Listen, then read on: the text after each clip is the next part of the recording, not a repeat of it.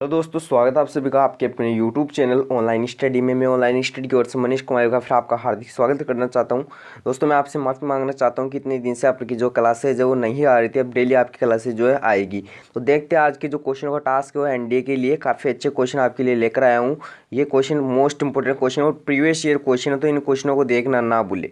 देखिए प्रथम क्वेश्चन क्या दे रखा, फर्स्ट क्वेश्चन देखिए क्या दे रखा, भारत के संविधान की 7वीं मतलब जो 7वां शेड्यूल है उसमें क्या क्या शामिल है और क्या शामिल नहीं है। तो देखो 7वीं सूची में क्या शामिल है, देखते हैं ऑप्शंस क्या दे रखा है। जनजातीय क्षेत्रों के प्रशासन के संबंध में प्रावधान, संघ राज्य और समवर्ती सूची, मान्यता प्राप्त भाषाओं की सूची और दल। यहाँ पे लिख लेना बच्चों क्या, दल बदल के आधार पर, दल बदल के आधार पर विधानसभा के सदन की अयोग्यता के बारे में। ठीक है, तो अब इनमें से बताने की शेड्यूल 7 में या जो अनुसूची 7 में है वो कौन क्या शामिल है। तो देखो आपको बता देता हूँ, शेड्यूल 7 में शामिल है क्या अपना संघ राज्य और समवर्ती सूची जो है शेड्यूल 7 में शामिल है। ठीक है, तो अनुसूची जो 7 है उसमें क्या क्या शामिल है, संघ राज्य और समवर्ती सूची जो है शामिल है। अब आपको बता देता हूँ शेड्यूल 6 में क्या क्या जो है रिलेटेड है। शेड्यूल 6 यानी जो अनुसूची 6 है उसमें क्या क्या शामिल है, उसमें जनजातीय क्षेत्रों के प्रशासन के संबंध में प्रावधान जो है संबंधित है।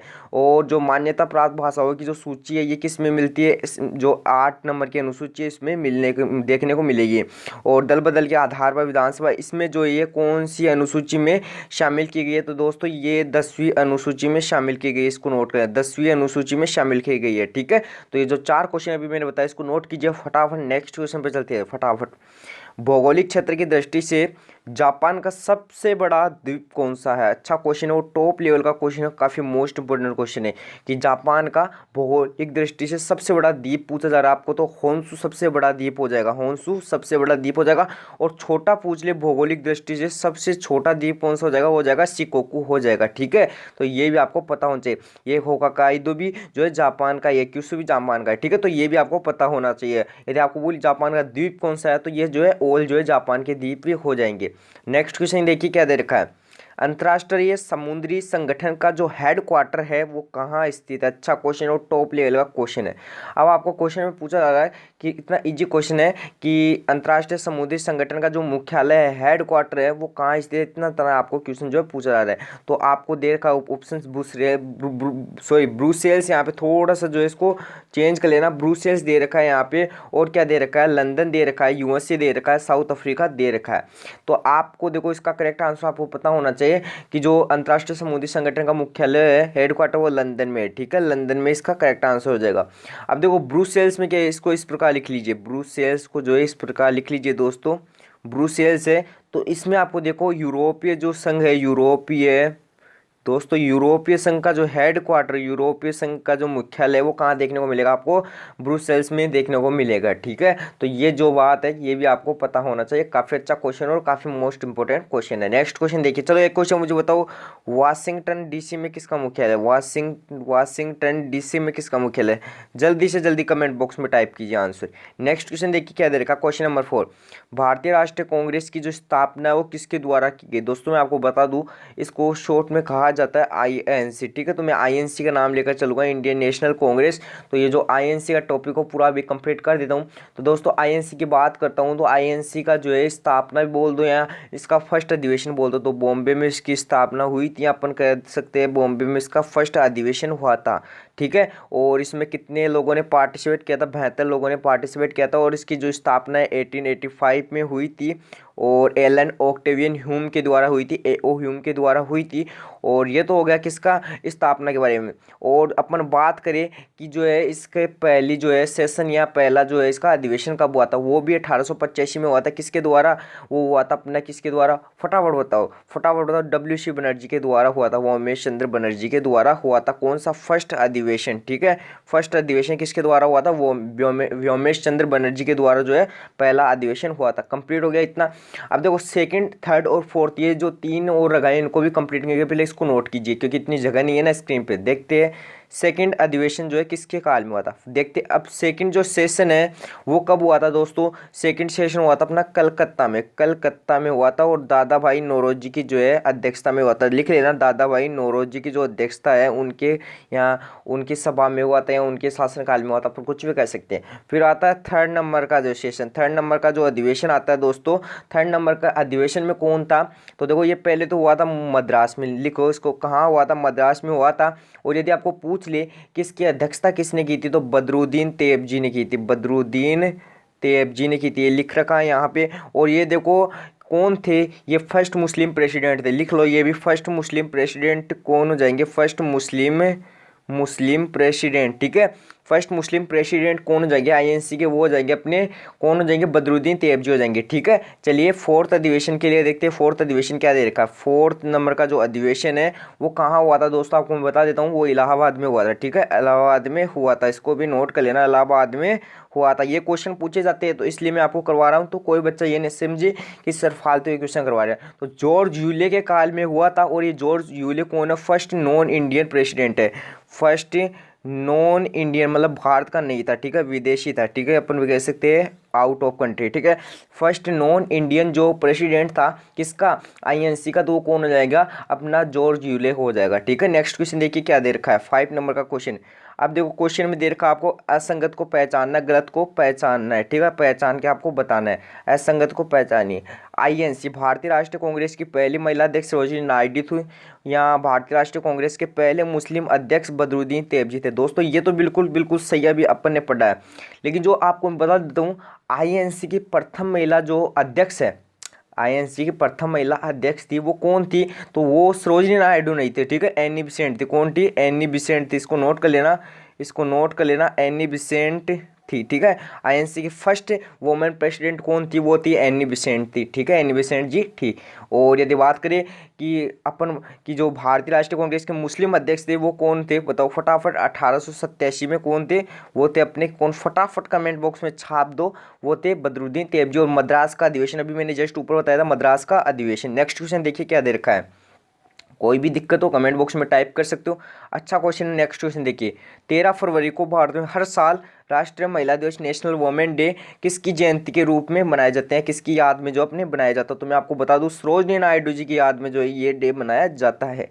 और गीतांजलि श्री की एक अच्छी पुस्तक है, ये भी लिख लेना, ये भी लिख लेना, a tomb of the saint, लिखो a tomb of the saint, a tomb of the saint, इसको भी आप लिख लेना, अच्छी पुस्तक का नाम है a tomb of the saint, a tomb of the saint, ठीक है। इसको एक बार फिर से लिख देता हूँ, गीतांजलि श्री जी की पुस्तक है एक, ए टॉम्ब ऑफ द सेंट, ठीक है। तो ये जो पुस्तक है आपको याद रखना है, ठीक है, तो ये भी आपको पता होना चाहिए।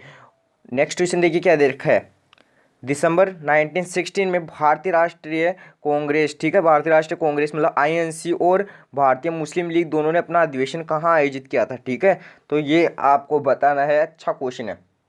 तो देखो मैं बता देता हूँ, लखनऊ के अधिवेशन में इन्होंने अपना जो है पार्टिसिपेशन किया था, या अपन कह सकते हैं इन्होंने अपना जो मिलकर अधिवेशन काम बनाया था वो यहीं पे जो है आयोजित किया था लखनऊ में। और लखनऊ अधिवेशन की जो है अध्यक्षता किसने की थी, ये आपको ज़्यादा से ज़्यादा पूछा जाता है, AC मजूमदार ने की थी, AC मजूमदार ने की थी, ठीक है, ये पता होना चाहिए आपको। नेक्स्ट आपको क्या पूछा जा सकता है कि जो है आईएनसी और मुस्लिम मतलब ये इनमें क्या हुआ था, एक नरम और गर्म दल बने थे, ठीक है, नरम और गर्म दल बने थे, ठीक है। तो ये नरम गर्म दल थे, ये जो है वापस ऐड कब हुए थे, 1916 में हुए थे, ठीक है, 1916 में हुए थे, ये भी आपको पता होना चाहिए, ठीक है।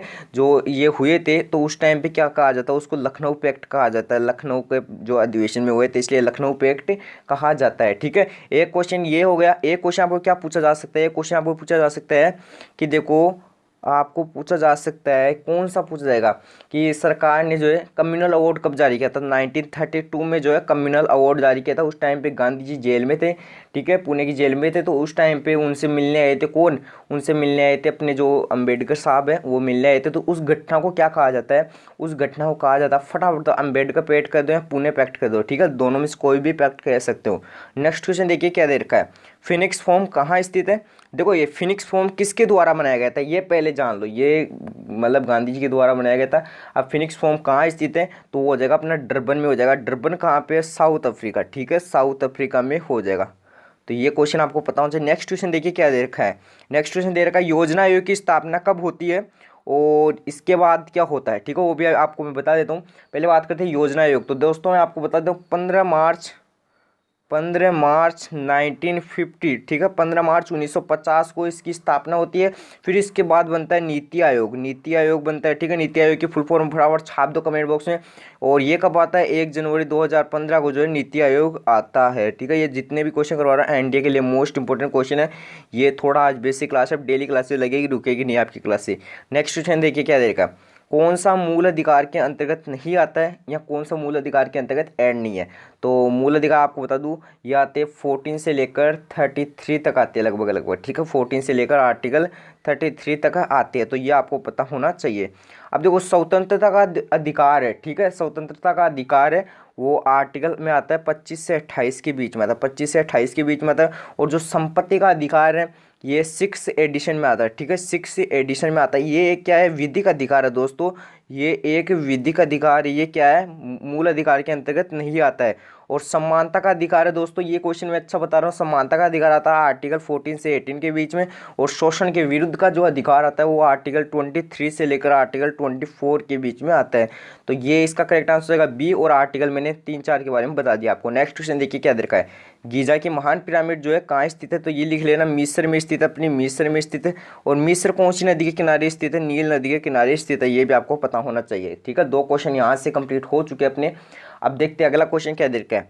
अगला क्वेश्चन दे रखा है लोधी गार्डन कहाँ स्थित है। अच्छा क्वेश्चन है, लोधी गार्डन अपना हो जाएगा, लिख लो दोस्तों, दिल्ली में, ठीक है, दिल्ली में। एक अच्छा क्वेश्चन लिखो, काला घोड़ा कला महोत्सव कहाँ मनाया जाता है। काला घोड़ा कला महोत्सव, काला घोड़ा कला महोत्सव लिख लो, काला घोड़ा कला महोत्सव है वो कहाँ मनाया जाता है। फटाफट छाप के बताओ, काला घोड़ा कला महोत्सव मनाया जाता है कहाँ पे, फटाफट छाप के बता दो कहाँ पे मनाया जाता है। ऑप्शन दे देता हूँ, मुंबई, ऑप्शन आपके पास मुंबई, कर्नाटक, ठीक है, इन दोनों में से हो जाएगा। कर्नाटक और बेंगलोर लिख लो, ठीक है, आप दोनों में से बता दो, एक ही ऑप्शन होगा, ठीक है। इसमें से विश्व जल दिवस कब मनाया जाता है दोस्तों, विश्व जल दिवस है वो कब मनाया जाता है दोस्तों, मैं आपको बता दूं विश्व जल दिवस मनाया जाता है 22 मार्च को, 22 मार्च को मनाया जाता है। तो ये याद रखना, इसकी थीम भी आपको पता होनी चाहिए। नेक्स्ट क्वेश्चन देखिए क्या दे रखा है, Asia light, the light of Asia, अच्छा क्वेश्चन है। द लाइट ऑफ एशिया के नाम से किसे जाना जाता है, लॉर्ड बुद्धा को जाना जाता है, लॉर्ड बुद्धा को जाना जाता है, ठीक है। नेक्स्ट क्वेश्चन देखिए क्या दे रखा है। नेक्स्ट क्वेश्चन नहीं, इतने ही क्वेश्चन थे अपने, तो ये जो है कंप्लीट हो गई। एक क्वेश्चन मैं आपको बता देता हूँ, एक क्वेश्चन आपको और बता देता हूँ, अभी टाइम अपने पास। गोल गुम्बज, गोल गुम्बज, ठीक है, गोल गुम्बज, ठीक है, गोल गुम्बज आप नाम सुनोगे कर्नाटक में, अपना कर्नाटक में, ठीक है, इसको भी नोट कर लेना, कर्नाटक में अपने को देखने को मिलेगा। कर्नाटक की राजधानी कहाँ हो जाएगी, बेंगलुरु, बेंगलुरु में क्या हो जाएगा, इसरो का हेड क्वार्टर हो जाएगा, कहाँ पे, बेंगलुरु में हो जाएगा। और बेंगलुरु में देखो अभी क्या क्या हो, और मैं बता देता हूँ, बेंगलुरु में लिख लेना साइंस सिटी कहाँ है, साइंस सिटी के नाम से किसे जानता है, बेंगलुरु को जाना जाता है। गार्डन सिटी ऑफ इंडिया कहाँ है, गार्डन सिटी ऑफ इंडिया के नाम से किसे जाना जाता है, गार्डन सिटी ऑफ इंडिया, ठीक है, गार्डन सिटी ऑफ इंडिया कौन सी हो जाएगी, बेंगलुरु हो जाएगी, ठीक है। और यक्षगान जो है कहाँ का नृत्य है, ठीक है, यक्षगान, ठीक है, बताओ तो ये कहाँ का हो जाएगा अपना, ये भी यहाँ का ही हो जाएगा, ठीक है। तो ये जो क्वेश्चन थे कंप्लीट हो चुके, 15 लगभग क्वेश्चन थे और इनमें ऐड कर दिए मैंने क्वेश्चन। वीडियो अच्छा लगा तो दिल से एक बार लाइक कर देना, और चैनल पर नहीं हो तो चैनल को सब्सक्राइब कर देना, एंड वीडियो को ज़्यादा से ज़्यादा शेयर कर देना, ताकि आपका कोई जो फ्रेंड मित्र दोस्त वगैरह कोई भी जो पड़ोसी आपको वो वीडियो देखने से वंचित ना रह जाए। Thank you and thanks for watching my video.